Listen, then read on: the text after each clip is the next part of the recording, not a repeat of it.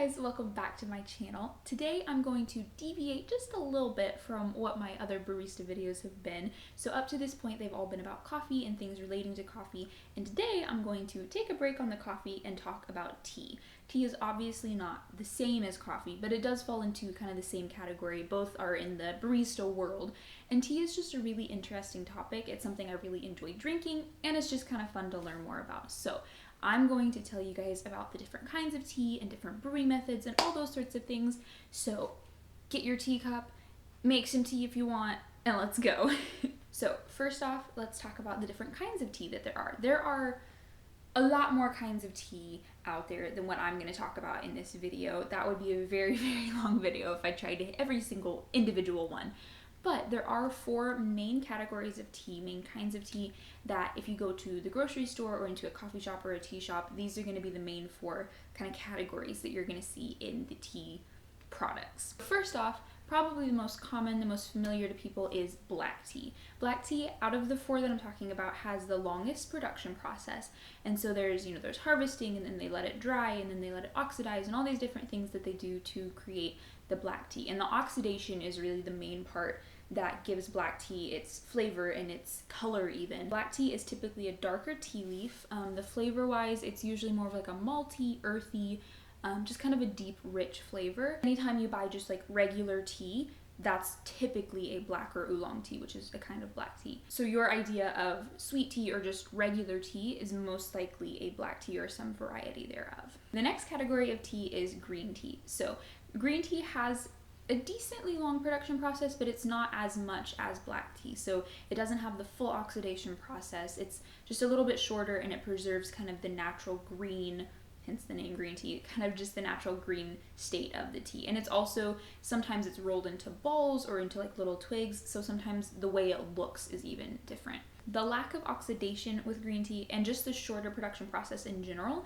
gives it a much lighter and almost airier flavor than a black tea. So some different kinds of green tea would be like matcha or sencha. All of those are different varieties of green tea. They're typically going to have a lighter flavor. Sometimes they're even a little bit grassy. Which I know is a weird word to describe a flavor, but a lot of people don't like green teas because it does kind of have that grassy, earthy flavor. Personally, matcha is not my favorite. I like green tea, but not the matcha kind of green tea because that's just a little too grassy for me. But a lot of people do like matcha, very popular. It just tastes like grass to me, but you know. Next is white tea. White tea has the shortest production process out of these three. They basically harvest the tea leaves and then immediately go and dry them, and like that's it. It's just one after the other, so it's a very quick process. It doesn't get oxidized at all like black tea does. Also with white tea, they only use baby tea leaves because tea leaves, as they grow bigger and as they get older, the flavor complexes do change a little bit, not a crazy ton, but a little bit. And so with white tea, they only use the new young tea leaves. White tea has kind of a naturally sweet flavor. I really enjoy white tea. It's very light, like even lighter than a green tea. It's just very soft and subtle. It's not a strong, overpowering flavor at all. And it's a little bit floral too. So it's just a very nice, light, subtle is the best word I can think of, flavor for your tea. And then the last category is herbal tea, which is not really tea at all because herbal tea does not have actual tea leaves in it. Herbal tea can be made from basically anything else. So you can use dried flowers, you can use dried fruit, you can use spices, all that kind of stuff. All of those are going to be herbal tea. So they call it tea, but it doesn't actually have tea in it. So an example of an herbal tea would be chamomile. This is something I like to drink before I go to bed because sometimes it helps me to sleep, but it is made from the chamomile plant, which is not the tea plant. So there's no tea in chamomile tea. Herbal teas are naturally caffeine free because they don't have any actual tea plant in them. The tea plant has a caffeine content, but there's not any of that in herbal tea. And so herbal teas are naturally caffeine free. So anytime you see a tea that's supposed to help you sleep, or they have some that are like relaxation teas, those are typically going to be your herbal teas, because if it were like a black tea, there's caffeine in that, and that's not going to help you sleep. With those four categories of tea, each of them kind of has a specific way that you're supposed to brew them. It's not as complicated as it sounds, I promise. It's very simple, but each different kind of tea is best if you brew it at a specific temperature or for a specific amount of time. I find it easiest to just split up the tea into two categories of temperature. So for black tea and herbal tea, those are going to be just straight boiling water, 212 degrees Fahrenheit, 100 degrees Celsius. Let your water boil, put the tea in. Simple as that. For green tea and white tea, you want to do that at a bit of a lower temperature. If you do that high, straight up boiling water, it's going to be too hot for those tea leaves and it can come out tasting a little bitter and just not how the tea is actually supposed to taste. So those you want to do really anywhere from 150 to 180 degrees, but I've found that it's best for me to do it about 160 degrees, which serves two purposes, because A, that's the temperature you're supposed to brew those kinds of tea at, but B, it makes it to where you can actually drink it. If you just start out with boiling water, that's really, really hot, but 160 degrees, you can drink that a little bit more comfortably than boiling. The time that you want to steep your tea for really varies with a lot of different categories, and so it can vary depending on what kind of tea or even what brand of tea you're using, how much you're making, how strong or weak you want it. So there's no really go-to one-size-fits-all definition of steeping time. No! I just realized I have this whole thing of tea. This is my last Earl Grey. I didn't realize, I thought I had one more down there, but there isn't one. It's just this one. That's kind of sad. So typically when you buy tea, you get the tea bags. So that's like the little pouches, or sometimes they'll come in a box and they'll just be individual tea bags and you just put one in your cup. I'm sure all of you are familiar with tea bags. I don't need to explain this to you. Another way of making your tea, and I think the best way to make your tea, is using loose leaf tea. So I have a couple different kinds of loose leaf here. They typically come in like a bag, or sometimes they come in a tin, but it's literally just what it sounds like, loose tea. With loose leaf tea, you are gonna have to get something to steep it in. So I have this little infuser that I like to use. You can see there's little bitty holes in there. Maybe you can't see, I don't really know. But you just like unscrew the top and you put your tea into here. So just like a teaspoon, a tablespoon, however much the packet says to. You put that into here, screw the lid on, and then that's how you steep your tea.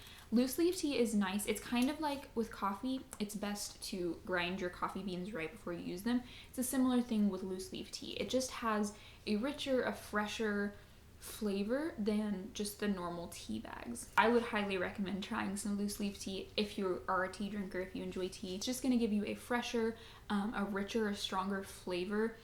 And it's just gonna taste more like tea and less like something that's been sitting in a package on a shelf for a year. They also, you can buy these just on Amazon or whatever, but they sell these little pouches. So it looks like a normal tea bag, but it has a little drawstring. And so they come empty and you put your favorite loose leaf tea in there and then you can close it up. And so that's kind of a disposable way, because these things are kind of a pain to clean sometimes. So this is another way that you can have loose leaf tea, but you can still just take the tea bag out and throw it away after you're done, rather than having to hang on to this or clean this or anything like that. So the last thing that I want to touch on here is iced tea. I don't drink iced tea a crazy ton, but sometimes when you're wanting iced tea, hot tea just isn't gonna cut it. So making iced tea is actually really, really easy to do. All you have to do is brew your normal hot tea and either do half the amount of water or twice the amount of tea. So this one is a Strawberry Meadows green tea from the Spice and Tea Exchange, and it says to steep 1 tablespoon in 8 ounces of water. So to make this one iced, you would either want to do 2 tablespoons in 1 cup of water, or you would want to do 1 tablespoon in half a cup of water. So either half the amount of water or double the amount of tea. The reason for that is if you make just your normal regular strength tea and then add ice to it to make it cold, it's gonna water it down. So unless you want to make the tea and let it sit in the refrigerator until it's cold, which could take a long time, really the best way to do it is to brew it doubly strong. So you can use, again, twice the amount of tea leaves or half the amount of water, and then once that's steeped, you just add the ice right in there, and as the ice melts, it's going to give you the nice iced tea flavor without just watering it down. You also want to make sure that if you are going to sweeten your tea, you do that before you add the ice, so do that when it's hot, because if you wait until after it's cold, the sugar is just not going to dissolve in there very well. So just make sure you do that when it's hot. There you go. That is some of the kind of basic things about tea, about brewing, different kinds of tea, all of that. And like I said before, there are a lot more categories. There's a lot more to this than what I've been able to touch on here in this video, but this does give you a very good kind of broad overview of the world of tea. So I can show you guys some of I brought all of my tea in here. Actually, some of it's at home, so I don't have all of it, but I'll show you guys some of the ones that I have here with me. So these two are from the Spice and Tea Exchange, which is a really good place to get loose leaf teas.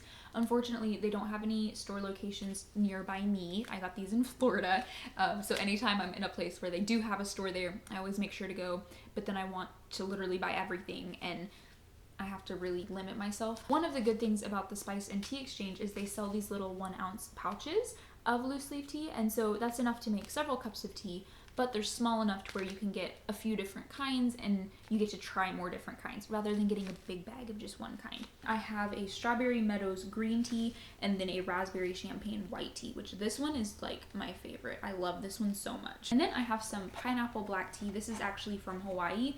My parents went to Hawaii several years ago. Didn't take me with them. That's a whole other issue. But they brought back some of this and it was really good. So I have since ordered some more. And so this one is very yummy. It's a very soft pineapple flavor, which is nice because some fruity teas are just like slamming you in the face with fruit, and I don't really love that a whole ton. So this one is a nice, very subtle fruity flavor. And last I have this guy. This is an assortment box of Taylor's tea by appointment to His Royal Highness the Prince of Wales. So it's like legit British stuff. This is actually a gift from my brother, so that's super fun. But it has lots and lots of different kinds of tea, so I don't want to like dump them all out. But there's a decaffeinated breakfast tea, there's a lemon orange black tea, Earl Grey, which is the last one, English breakfast tea, chamomile, green tea with jasmine, peppermint tea, and Assam tea, which is another kind of black tea. There you go. That is your crash course, your Tea 101 course. I hope you guys enjoyed this video. I hope you found it interesting. Thank you so much for watching. Make sure to like, comment, subscribe, all the things, and I will see you guys next week. Bye, guys.